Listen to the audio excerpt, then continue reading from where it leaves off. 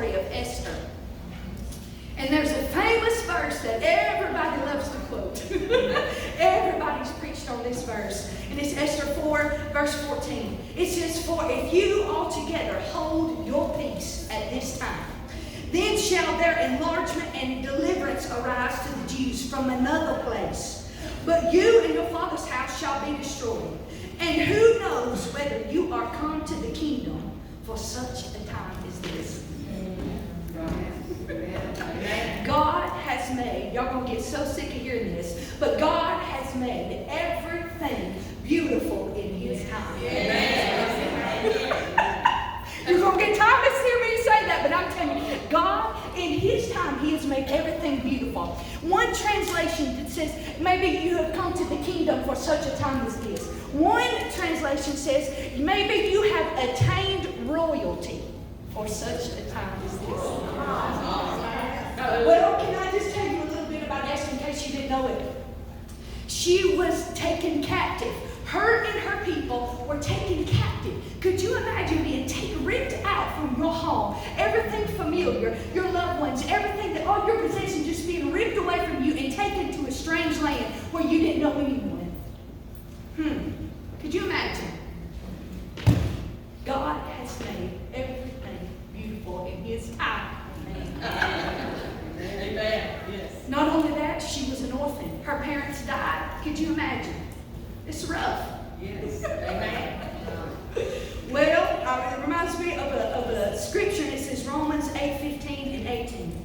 It says, "For you have not received the spirit of bondage again to fear, but you have received the spirit of adoption." Whereby we cry, "Abba, Father." The Spirit itself bears witness with our spirit. Yes. We are the children of God. God sings this song. Oh yes. Oh yes. I'm a child of the King. His royal blood, glory, now flows through my veins. Can I tell you that before you met Jesus, you were an orphan?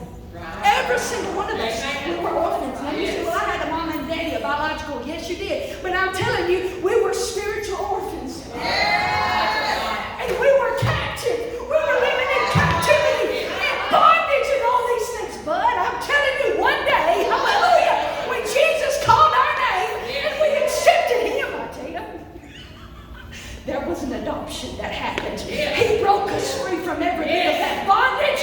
And He said, "Now you are my child. And now I'm going to put my blood in your veins."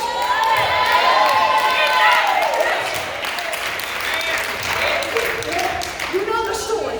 She was called to royalty. And she became a queen. Hallelujah.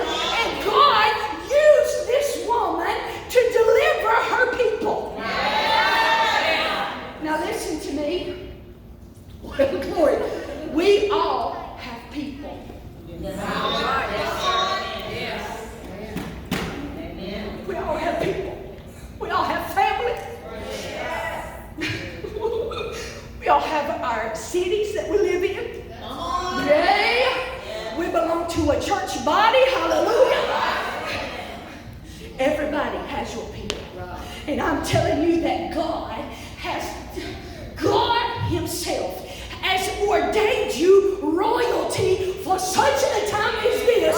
Because who's going to stand in the gap for your people?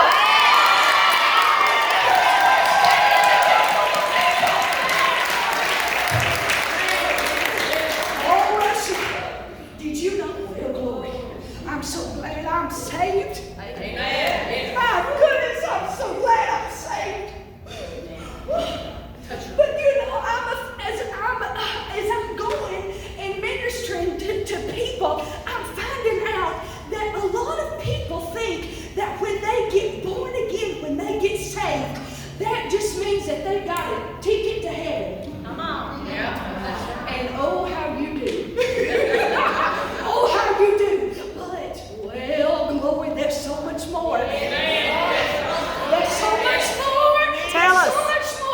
That happened when you accepted Jesus in your heart. When you repented of your sins and He came, well, glory, He came and dwelled in you. It says, did you not your own, that you've been bought by a price.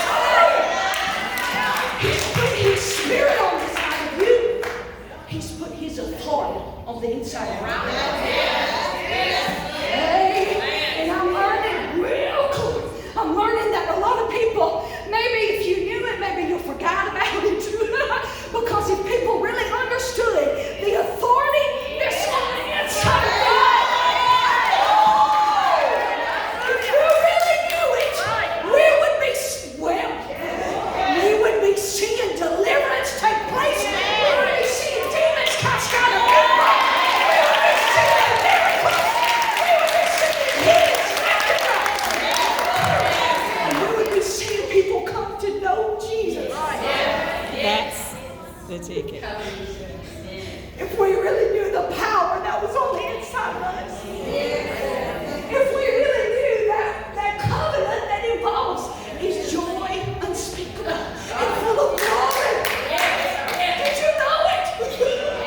Well, tell your neighbor. You have access. Well, it says, hallelujah, that we have access through Him by faith. We have boldness and access to everything that Jesus paid a price for. Everything. He paid a great price so that we can have access not only to a heavenly home, but to all of those things that God has. His healing, His deliverance, His joy, His peace that passes all understanding. And I'm telling you that God has called you to royalty for such a time as this. Oh, I would to God that this whole room of beautiful women, I tell you, what a wonderful group of people. I would to God that every last one of us would leave this place completely saturated with the revelation of whose you belong to.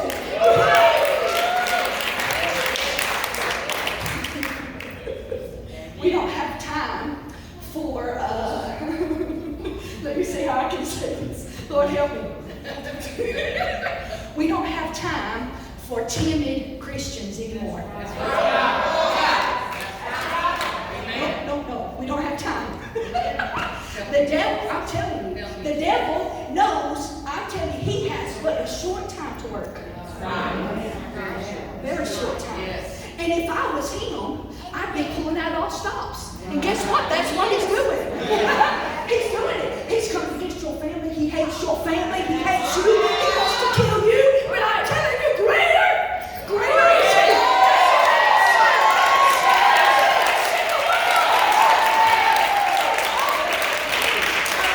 This world is lost. It's dying. I've got family that's not ready to meet God. And He's called us to royalty, to intercede, to fast, to pray, to take authority over the demonic influences that's hindering them.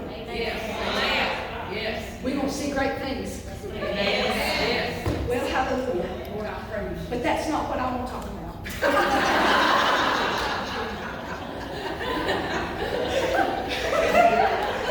That was free.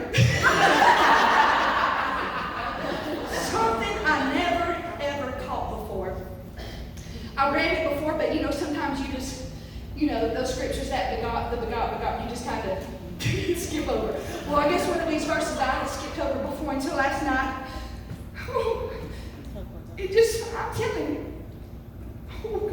God is so awesome to me. He's so awesome. And I'm telling you, He's going to do miracles tonight. Listen, there's a time to heal.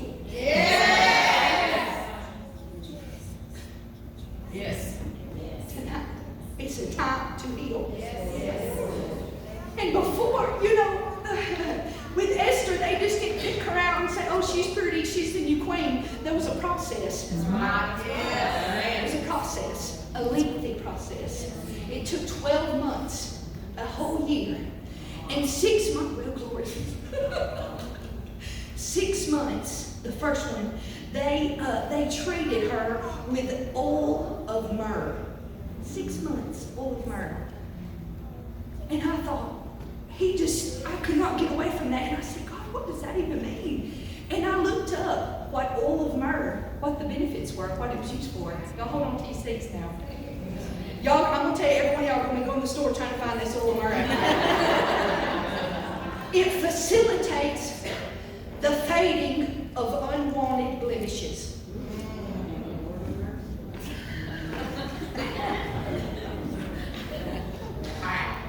No, I'm telling you what it does in the natural, but you know I'm talking about something in the spiritual. It's parallel. It reminded me of that scripture in Ephesians 5:27. And it says that he might present it to himself a glorious church, not having spot or wrinkle or any such thing, but that it should be holy and without blemish. Yes. It's a process that she went through. Number 2, it strengthens the roots of your hair and it keeps it from falling out. How about Ephesians 3:17-19? That Christ may dwell in your hearts by faith, that you being rooted, well, and grounded in love, Glory. may be able to comprehend with all the saints what is the breadth and the length and the depth and the height, and to know the love of Christ which passes knowledge. We can't even understand it in this natural man, but we can by the Spirit. Hallelujah. That you might be filled, listen, that you might be filled with all the fullness of God. Well, we need to go deeper. We need to go deeper. We need to be rooted and grounded. Oh, mercy sakes alive if we've ever need to be rooted on a firm foundation, because storms are coming. I don't know if you know it, but storms are coming. What we're seeing in this world now is nothing to what we're going to see. Y'all don't think I'm being negative. I got good news about that. It's going to get horrible, but the good news is, hallelujah, that God is going to pour out the Bible. He's going to pour out His Spirit upon all flesh. And if you're rooted and you're grounded, come what may, you're going to stand firm. Hallelujah. And instead of being damaged yourself, you're going to do damage to the kingdom of darkness. You hear me? It's time we get rooted. You better know what you believe. The Bible says in the last days that there's going to be deception, all kind of lies, perverting the truth, and I'm seeing it all around us. We're seeing they're calling good evil, and they're calling evil good. There's deception going, and you better know what you believe. You better get this word so down deep inside of you where you're backed up against a corner, and that's the only thing that'll come out. You better know this word. You This is hear me? true. Oh, mercy, I know you Preach do. it. I didn't mean to sound mean like that. I know you listen to me. Okay. It stimulates your brain. Promotes alertness, and it boosts energy. How about 1 Peter 5:8? It says, be sober, be vigilant. Because your adversary, the devil, as a roaring lion, he walks about seeking whom he may devour. Did you hear that? He may. If you let him, he'll devour you. But the good news is you don't got to let him. You better take a step when you recognize the enemy's coming against you. You have authority over that. He can't touch you because of the blood of Jesus. Amen. Okay. It promotes relaxation in your muscles and prevents toxins from accumulating in your circulatory system. I don't know what that sounds like to you, but to me, that sounds like peace. Amen. Peace, peace. Wonderful peace. And in Philippians 4:7, it says, and the peace of God, which passes all understanding, shall keep. Or I looked it up in the Greek, and that word keep, it means to guard with a garrison. I had to look up garrison because I didn't know what that word meant. It means like tons of troops. Not just one little guard. I'm talking about a fortified troop standing guard all around you. This peace, you don't got to be, you don't have to struggle. You don't have to struggle. Now, I know there's hard times, and sometimes it takes us by off guard, and we're sometimes we're not really ready for it, but I'm telling you, there's this peace that will guard your heart, and it will guard your mind. And in the midst of turmoil going all around you, you have these fortified troops around you that keeps your mind stayed in perfect peace. Oh, how do we need that? Yes, amen. And then it was 6 months of that oil of myrrh. Y'all go ahead and buy you some oil of myrrh. 6 months, it says, with sweet odors. I didn't know what that meant. I looked it up in the Greek, and it was so surprising to me. In the Greek, that means balsam plant. Balsam plant. And I looked up balsam plant. What in the world do you do with a balsam plant? And it was for healing of burns, bruises, wounds, and sores.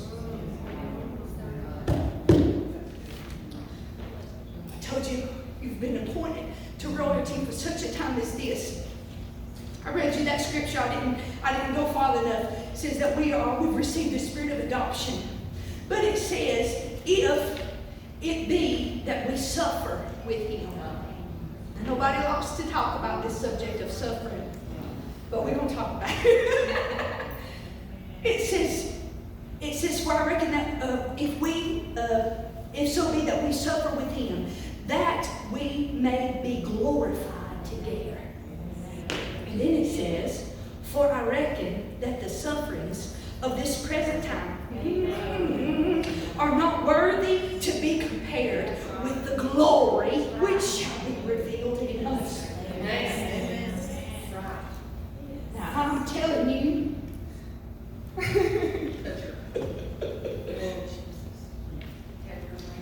whatever you've gone through, or maybe you're in the midst of something, of suffering. I'm telling you that God is trying to reveal his glory inside of you.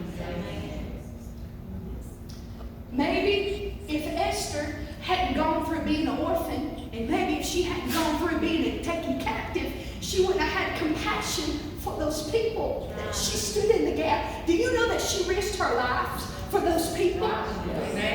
She risked her life for those people. And whatever you're going through, I know it's hard. Man, I know it's hard, and I know it's hurt, and I know that you've cried many a tear. Oh, but I'm telling you that it's worth it, because there is glory that's being revealed in you. And I tell you, he hath made all things beautiful in his time. He takes graves and he makes them into gardens. Hallelujah. And I'm telling you that Esther went through this process. She had to be beautiful. She had to be healthy. She had to be whole. And I'm telling you that God told me to tell you, if you're going to rise to the occasion and become the royalty that he's placed inside of you for such a time as this, he wants you to be whole. He wants you to be healed, every part of it. If you've got blemishes, if you've got addictions, if you've got things that you're trying to get rid of yourself and it had worked, tonight he wants to, I'm telling you, he wants to heal those things. If you've got wounds, if you've gone through trouble, we've got all kind of ladies here. I love it, my goodness. I love diversity of people, all different ages, young ones to the older ones. You're not really old, I'm just kidding. We're just got all different ages. Every one of us different backgrounds. We've come from different places, but I'm telling you, you didn't suffer one time in vain. Do you hear me? You didn't suffer one time in vain, because he's going to get the glory. He's going to get his glory in you.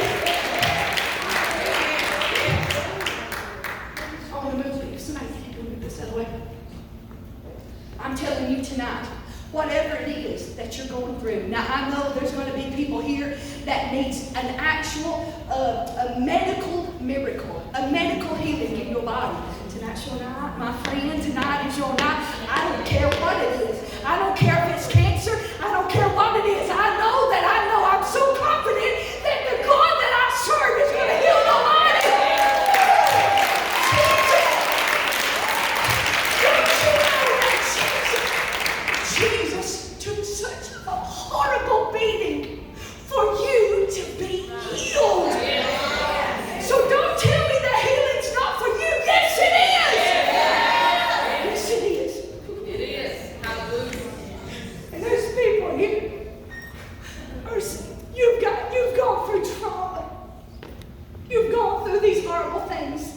And man, you tried to get free from that and you tried to move on, but you're having so much trouble. Ooh. And I know that He's going to apply that awesome plan to you. For those who are, He's going to apply it to your life. And I know that you're going to live this place a different way. So I'm going to ask you right now, whatever need that you have, if you need a miracle of any kind, this is what I prayed on Mercy. I prayed so hard about direction about this. I know we're social distancing. I know it.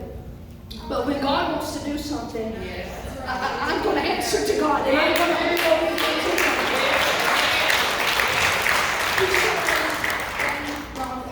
Mama, this is what we're going to do. Y'all think, Lord, this is going to look so crazy. It's all right. It's all right. Whatever the need may be, I want you to begin to stand up. If you need prayer for anything, I want you to stand up, and I want you to line up down this aisle right here. All down this aisle. We're going to pray for every soul in this building that wants prayer. I love it. I'm telling you,